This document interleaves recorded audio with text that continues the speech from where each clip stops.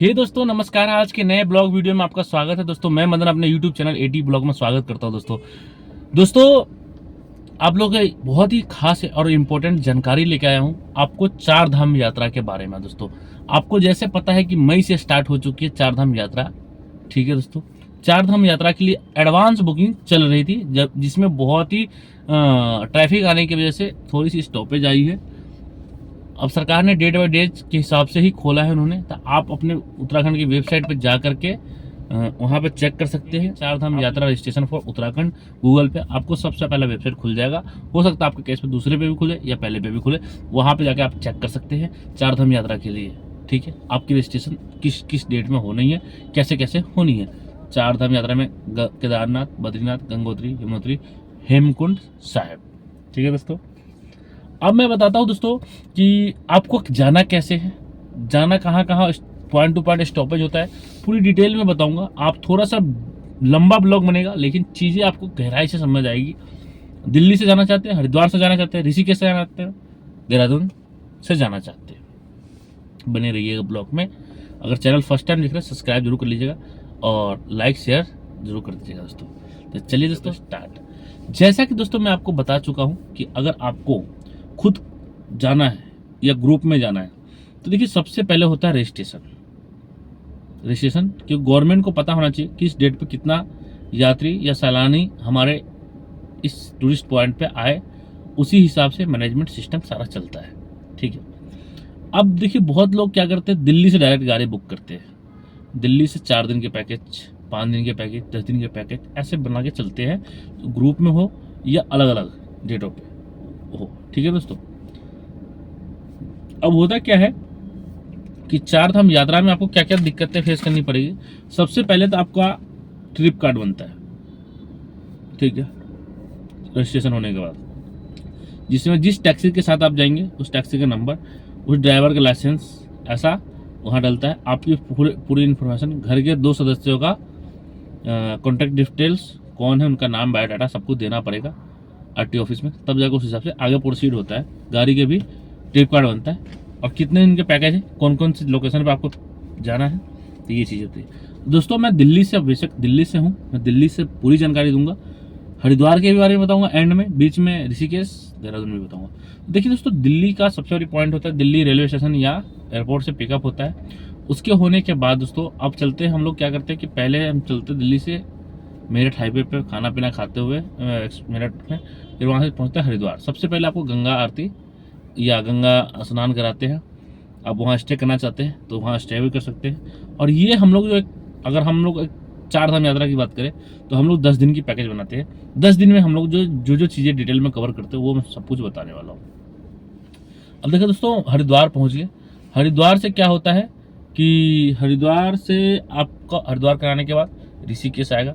Rishikesh sight seeing कर सकते हैं आप। वहाँ से सीधा सुबह निकलना है, अर्ली मॉर्निंग सुबह 6 बजे निकलना है। 12 से 13 घंटे का रास्ता है केदारनाथ पहुँचने में या बद्रीनाथ पहुँचने में, क्योंकि अभी ट्रैफिक है। हर 5 किलोमीटर चेकिंग होती है। आपको केदारनाथ पहुँचने के लिए चार धाम यात्रा में आपको कम से कम 12 घंटे से 13 घंटे चाहिए। हो सकता है कि आपको स्टॉप भी लेना पड़ेगा अगर कहीं।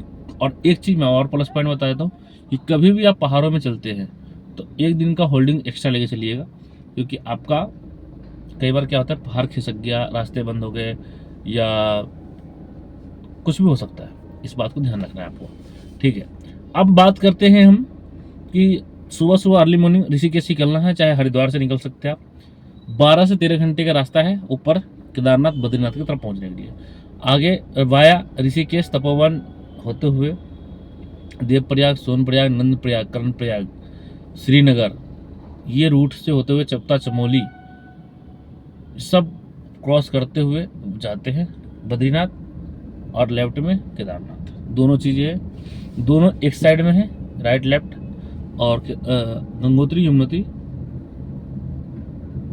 ऐसे है, मतलब एक इस कोना में, एक उस कोना में, एक इधर एक उधर, नॉर्थ वेस्ट साउथ ईस्ट, ये ऐसा है केदारनाथ बद्रीनाथ का टूर। तो पहले आपको कौन सी पॉइंट से स्टार्ट करना चाहिए ये आप पे डिसाइड करता है। बट हम लोग तो स्टार्ट जो भी करते हैं केदारनाथ, बद्रीनाथ, फिर उसके बाद गंगोत्री, यमुनोत्री। रास्ते में ऋषिकेश, जब आप इधर जाते हो तो गंगोत्री, यमुनोत्री में ऋषिकेश वगैरह भी घूम सकते, सॉरी मसूरी वगैरह भी घूम सकते हो, ठीक है। चक्राता होते हुए घंटाघर देहरादून वगैरह भी घूम सकते हो। शस्त्रधारा, अगर बद्रीनाथ जा रहे हो तो बद्रीनाथ में आपको वो जलधारा है, स्वर्ग गेट है जहाँ पांचों पांडव गए थे, माना गांव है वहाँ से, ये सब माना गांव में पड़ता है। और हमेशा आपको ठंड के कपड़े लेके जाना होगा क्योंकि वहाँ पे रेनकोट वगैरह बहुत ही कंपलसरी है। वहाँ पे बहुत ही पॉइंट क्या है कि कभी बारिश आता है, कभी भी धूप आता है, ये सबको आपको रखना है। अब दोस्तों मैं बताना चाहता हूँ कि अभी थोड़ी सी कॉस्टली भी आपको, सीजन जब ऑन हो जाता है तो थोड़ा सा कॉस्टली आपको होटल वगैरह भी महंगा मिलेगा, इस बात को भी आपको ध्यान में रखना है। और सबसे बड़ी पॉइंट क्या है वहाँ का कि वन वे टैक्सी नहीं जाती है, कभी ध्यान रखना, बस मिल जाएगा, वन वे टैक्सी नहीं जाती है। चाहे बस से जाओ, किसी चीज़ से भी जाओ, रजिस्ट्रेशन होना बहुत ज़रूरी है, इस बात को ध्यान रखिएगा। केदारनाथ में भी, केदारनाथ में कम से कम 22 किलोमीटर की लंबी पैर से ट्रैकिंग करना है आपको, ठीक है। तो वो कम से कम आपको 12 से 14 घंटे भी लग सकता है, 6 घंटे भी करने वाले कर लेते हैं, तो इस बात को भी ध्यान में रखना है, ठीक है। अब बात आती है कि चलो केदारनाथ बद्रीनाथ हो गए, आपको वापसी के रास्ते जब आप आओगे तो नरेंद्र नगर के ऊपर पीछे वाला रूट से सीधा मसूरी होते हुए आप जा सकते हो। टिहरी डैम वगैरह भी है। तोता चौली में पहाड़ों का लुकिंग बहुत अच्छा है। वहाँ पे आपका क्या होगा कि आपको मतलब देखने का जो लुक होगा ना, आप जो पैसे इन्वेस्ट करने वाले बहुत ही एक लुकिंग पैसा वसूल हो जाएगा आपका, ये तय है। इस बात को भी आपको ध्यान में रखना है। हरिद्वार, ऋषिकेश, मसूरी, केदारनाथ, बद्रीनाथ, ये सब होते हुए आपका गंगोत्री, यमुनोत्री, हम 10 दिन के अंदर ट्रिप कंप्लीट कर देते हैं। बहुत पॉइंट घूमने के, इतनी घूमने की पॉइंट है ना कि दादा आपको बताते बताते मैं थक जाऊंगा, वीडियो बहुत लंबी हो जाएगी, मैंने एक शॉर्ट फॉर्म में बताया है। तो सबसे पहले रजिस्ट्रेशन कराना है, होटल अपने हिसाब से कस्टमाइज बुक कर सकते हो, यार जाके भी आप ऑनलाइन नहीं ऑफलाइन भी कर सकते हो। ऑफलाइन में आपको नेगोशिएट कर सकते हो, बट ऑनलाइन में नहीं कर सकते हो, ठीक है। आपको वन वे टैक्सी नहीं मिलेगी, या तो बस से जा सकते हो आप। अगर टैक्सी बुक करते हो हम लोगों के थ्रू, अगर खास करके मैं अपनी बात बताऊं तो हम लोग 10 दिन के पैकेज जो है 35,000 प्लस पार्किंग का 10 दिन का है, जो 4 धाम यात्रा पे है। दिल्ली से स्टार्टिंग पॉइंट है और दिल्ली ही ड्रॉप होगा, ठीक है। बेशक आप बीच में ड्रॉप करना चाहते हैं, ऑन द वे हो सकता है, कोई दिक्कत वाली बात नहीं है। अगर यही गाड़ी ऋषिकेश से लेते हैं या हरिद्वार से लेते हैं, 4,000 पर डे, मतलब 10 दिन की है तो 40,000 रुपये, ऑल इंक्लूसिव पार्किंग अलग, इस रेट हो गई गाड़ी हम लोग के पास।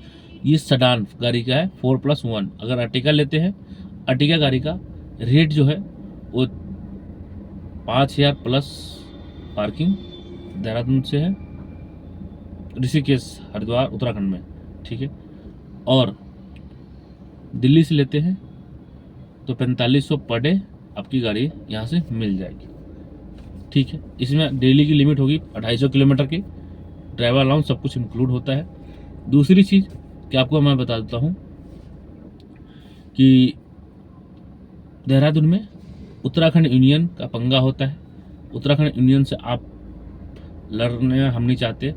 वहाँ पे क्या होता है कि आपको उन्हीं की गाड़ी में बैठ के जाना पड़ेगा, उनका जो भी रेट होगा, अनाज शनाब, महंगा सस्ता, सब आपको एक्सेप्ट करना पड़ेगा। अगर उत्तराखंड गाड़ी आप बुक करते हैं, लाइक कैसे, जैसे कि एयरपोर्ट, फर्स्ट पॉइंट एयरपोर्ट पे यूपी, दिल्ली, हरियाणा, पंजाब की गाड़ी पिकअप करने नहीं जाता है, वो सिर्फ आपको उत्तराखंड नंबर ही गाड़ी प्रोवाइड करना पड़ेगा। कोई भी बंदा बुकिंग लेता है तो इस बात को ध्यान रखिएगा। उत्तराखंड में airport, bus stand, railway station, इन सब पॉइंटों पे उत्तराखंड का यूनियन का धंधा है, यूनियन ही धांधली चलाता है। उसके अलावा कोई दूसरा बंदा पिकअप करने नहीं जा सकता। इस बात को बहुत बारीकी से समझना चाहिए। तो आप उत्तराखंड में गाड़ी उस रेटों पे भी मिलता है जो मैंने आपको बता चुके हैं। दिल्ली से थोड़े से सस्ते रेट है क्योंकि यहाँ पे कैपिटल है और यहाँ पे गाड़ी की भरमार है, ठीक है दोस्तों। आप आई होप समझ आ गया होगा आप लोगों को। देन आप लोग समझदार हो, इस बात को गौर से समझना। चलिए अब आगे मैं आगे का प्रोसीजर बताता हूँ। तो आने में भी उतना ही टाइम लगेगा, लेकिन मैं तो कोशिश करता हूँ कि 8 से 7 से 8 दिन में आपको ट्रैवल करा देते हैं हम लोग, बढ़िया तरीके से होता है। आप हमारे साथ चलना चाहते हैं, ये छोटी गाड़ी है डिजायर, अगर इससे बड़ी गाड़ी लेना चाहते हैं, बड़ी गाड़ी भी अपने पास है, टेम्पो ट्रैवल लेना चाहते वो भी मिल जाएगा। अगर आप लोगों को विश्वास न हो तो वीडियो के डिस्क्रिप्शन में मेरा व्हाट्सअप का लिंक है, डिस्प्ले पे भी चल रहा नंबर है, आप कांटेक्ट कर सकते हो या हमें फॉलो कर सकते हो इंस्टाग्राम पे भी, या फिर हमारी वेबसाइट है जो आपको ये डिस्प्ले पे नंबर चल रहा है, ये वेबसाइट लिंक आप यहाँ से भी क्लिक करके आप देख सकते हो या गूगल पर सर्च कर सकते हो। तो चलिए दोस्तों, वीडियो को हम ज़्यादा लंबा नहीं खींचेंगे, शॉर्टकट में आपको बता दिए हैं। आप लोग समझदार हो, आप लोग इशारा काफ़ी है। तो चलिए ये ब्लॉग यहीं एंड करेंगे, मिलते हैं नए टॉपिक नए ब्लॉग के साथ।